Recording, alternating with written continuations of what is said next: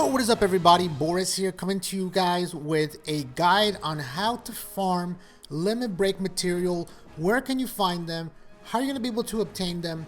That's what I'm going to cover in this video, guys. Now, if you don't know, well, you probably should know by now, limit breaking is a brand new mechanic that was just introduced to the global version of OPTC, but it's been around for a while on the JP version. So today, I'm going to go over pretty much everything you need to know in terms of how to get more limit break material. Now, the first thing I gotta go over, of course, is what kind of material is there? What kind of material is there? So, what I have right here is my limit break menu. Now, on JP, there are a lot more characters that you can limit break, and with time, they will come to global, but you just have to wait. So, what kind of limit break material are there? Well, there's these right here, and there's actually another type. So, but let me just cover the ones right here. So, first off, we have potions. Small, medium, and large potions. Next up, we have the crystals. Now, on JP, we call them crystals, but apparently on global, they're called fragments. The small ones are called fragments. The medium ones are called crystals, and the large ones are called orbs. So, these are going to be the bread and butter of what you're going to need to limit break your characters, and I'm going to show you how to get them later on. And on top of that, you also have these for exclusive units, so they're tied specifically to certain units. Again, these are not on global yet, but these are what you call the adventure mode characters. They have their own set of crystals, so that's pretty nice because they don't overlap. You don't have to worry about having to waste your other crystals on these guys. So they get their own materials, and you get them with adventure mode, which I'll talk about in a little bit. But pretty much, what is limit breaking? Well, limit breaking is it gives you the ability to give your characters new effects, such as sailor abilities, upgraded captain effects, lower cooldowns, stuff like that, more sockets. Now, in order to limit break a character, you need proficiency, or as they call it on global, you need mastery. Now, this is the number right here. Now, every character is going to start at 0, and in order to level it up, you're going to need potions. So let's say Kid right here, he's max. He's limit breakable. So let's say I want to get a limit break on him. I need to spend potions in order to level him up. Now, as you can see, I'm actually really low on potions. Potions are going to be very, very scarce.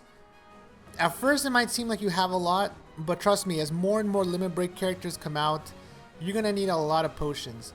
And so one of the #1 tips I recommend right now, guys, is do not waste your potions. Save them for this reason alone. As you can see, my kid right here, like I said, if I want to level him up, I need to feed him potions. But if you look at this, check this out. My Rob Lucci, Legend Rob Lucci 6+, he has already a lot of mastery. I think he's over 1 million. But I haven't fed him any potions. So how did I get him that high in terms of mastery? Well, there's going to be a mode in the future on global called Adventure Mode. If you play JP, you already know about it. If you use characters in adventure mode, they will naturally gain mastery as you use them. Which means that, like, for instance, with Rob Lucci, I already have him at 1.3 million without having to spend a single potion. So, the #1 tip, this is technically a way to get more because you're spending less, but save your potions, guys.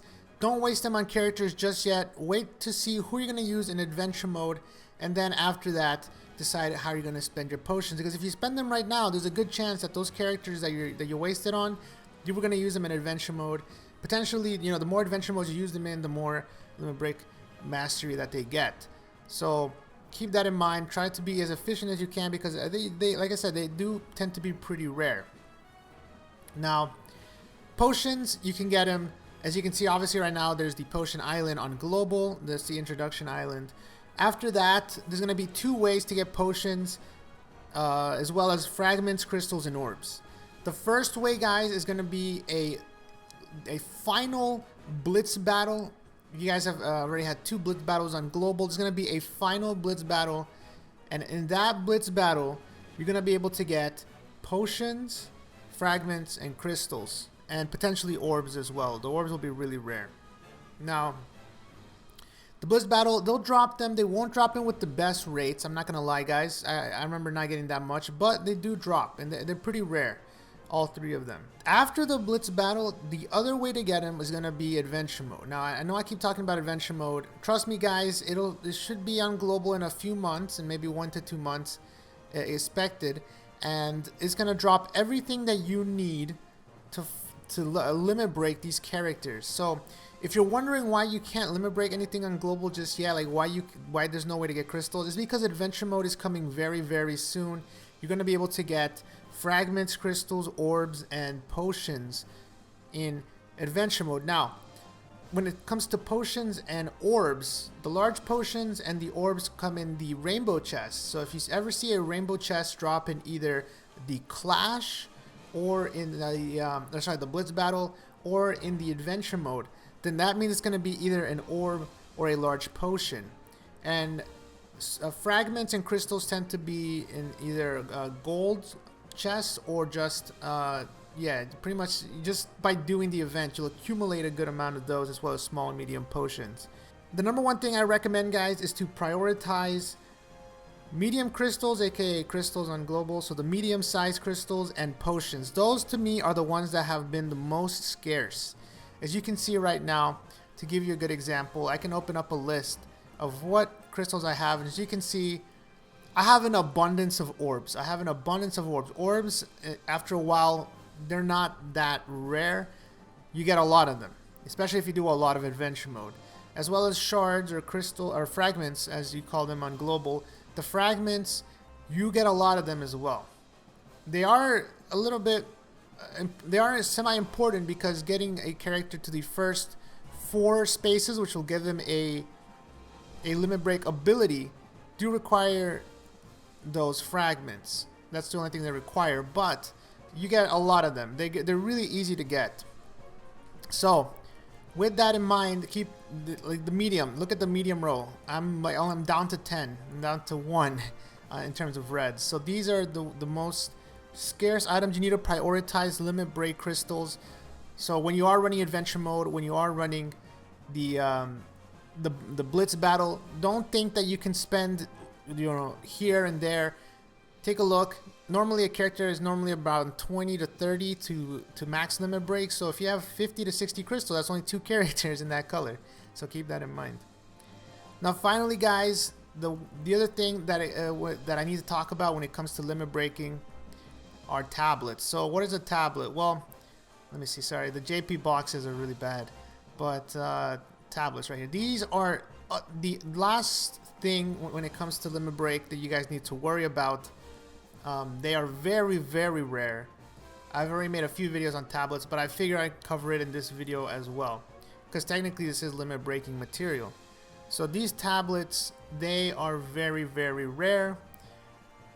To give you a perspective, when it comes to adventure mode, you'll be lucky if you get maybe 2 to 3 tablets throughout your runs. And then on top of that, they are also given as rewards, which I'll talk about in a little bit. Now tablets, they are used to level up your limit break abilities. Now what do I mean by a limit break ability? Well, if we go back to limit breaking here, let's say I want to level up my Rob Lucci, right? Well, you see this little icon right here? That is a limit break ability, the 4th icon. There's another one up here and another one up here. Legends actually have 3 limit break abilities you can unlock. So if I want to unlock the first limit break ability on him, it's going to cost me 12 fragments. For the purpose of this video, I'm going to go ahead and unlock it. Just so you guys can see it. I think there's a little bit of a tag bonus as well, not too bad. Now that I go over to Rob Lucci, I've unlocked his first ability. Now it appears above the sockets. He has 3 abilities that are unlockable. I've only unlocked 1 at a time. Now how do you level up these abilities? They can go all the way up to 5, as you can see. They can go up to level 5. How do you get these abilities unlocked to the max potential? Well, you need to pull a dupe. I need to pull a dupe Rob Lucci in order to level this up. So this means that with 3 abilities, you would need 4 dupes, 4 dupes, and 4 dupes. You need a total of 12 duplicate Rob Lucci legends to max out his limit break abilities. Now that's a lot of Rob Lucci's to pull. So what's the other way you can do it? Well, you can use limit break tablets. Now limit break tablets, like I showed you earlier, they have a chance of leveling up your characters, but they are very rare. And the only way to get them at the moment is really to place either really high in adventure mode, so place really well, or just get lucky. And I said you get about, and I tend to get an average of about 3 per adventure mode. The reason you want to fully limit break and fully level up those abilities is because you get a really cool rainbow border. So if that really doesn't matter to you, it's not that big of a deal. The abilities are nice, but for instance, my Magellan right here, as you can see, has a really nice rainbow border. As well, any character with a rainbow border means that I've maxed out their skills completely. Free-to-play characters, very easy to do with since you can farm as many as you need. Rare recruits and legends, that's obviously a lot tougher. So here's my Magellan. Now, they do get really good effects the more you level them up. So 5 turns of getting rid of anti-heal, very good. You have the ability to hit through any barrier with this character, and no matter the HP restriction at level 5, and I get to heal for 3 times his recovery as long as I'm below 30 every time I hit a perfect. So very awesome, very, very awesome abilities to have, and obviously I love the rainbow border. So when it comes to adventure mode, like I said, just farming it is going to be how you acquire all this stuff. Keep in mind though, keep in mind 2 things. These are the last 2 things I'm going to mention in the video. One is the higher you place, the more rewards you get. So adventure mode is going to be ranking based. It's going to be similar to the Blitz battle. However, the Blitz battle is just sort of, if it's going to be the same as JP, the rewards won't be as good. Adventure mode, the higher you place, the more crystals, fragments, orbs, potions, tablets, everything is going to be really good. On top of that, the other main way to get these through adventure mode is through acquiring points. Now, you rank higher, getting the more points, but there's certain threshold of points where you'll get X number of this, X number of that. The goal, to put into perspective, of every adventure mode is to hit 1 million points. At 1 million points, you're able to fully limit break an adventure mode character. And sometimes I'll have it where you can go beyond 1 million and get more rewards that way as well. But 1 million is sort of what you're aiming for. And as you go and get more points, you get these rewards as well. So, to sum everything up, if you want to limit break characters, you have to do adventure mode when it comes out. It's that simple. The Blitz battle will be nice. It will give you sort of it's more, I consider it more a sneak preview, because you really don't get that much. You don't get that much unless you want to go super in, but you really don't get that much material. And tablets are really rare even if you do adventure mode. So the best way to get tablets is just to place high. You want to prioritize the crystals, which are the medium ones, and the potions. Those tend to be the most scarce from what I've seen. Hopefully they have a way to farm more crystals in the future. If there are ways to farm more limit break material in the future, I will update a video. I'll make an update video. But for now, that is actually the only way, unfortunately. So look forward to those events on Global. If you're on JP, you should already be able to do adventure mode and you're able to farm it. And with that said, guys, if you have any more questions about limit breaking, check out, I've done plenty of videos in the past where I limit break live, or just ask in the comments. I'll try to answer, guys. And with that said, until next time, peace.